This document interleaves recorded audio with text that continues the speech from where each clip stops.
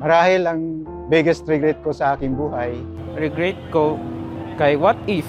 My biggest regret, Kung kabaitan ko, is katong miundang kong eskwela. Maybe yung not taking the board exam on time.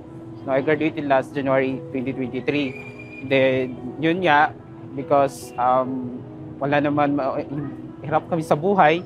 So nangyari, hindi muna ako nagtrabaho muna ako. biggest regrets ko yung kabaitan ko.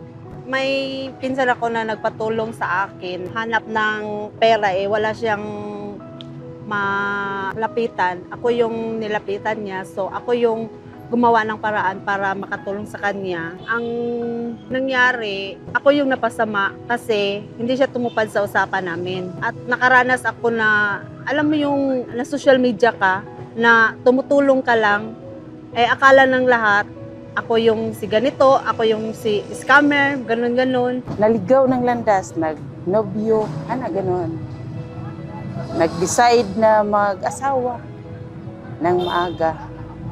Ang masasabi ko lang na sana kung hindi nag-asawa ng maaga, nakapagtapos ng pag-aaral. My biggest regret is katong miundang kong eskwela.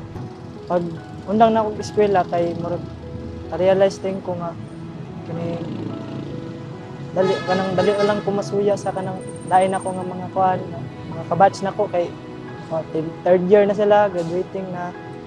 Ako kay wala gyapon ko kay start sa college. Para karon na narbaho na lang ko kay crisis kayo. Gikuan na lang nako sa akong mga manghod mga sila sana lang ko eskwelahon. Ako nagtrabaho na lang ko para katabang ko sa lahat.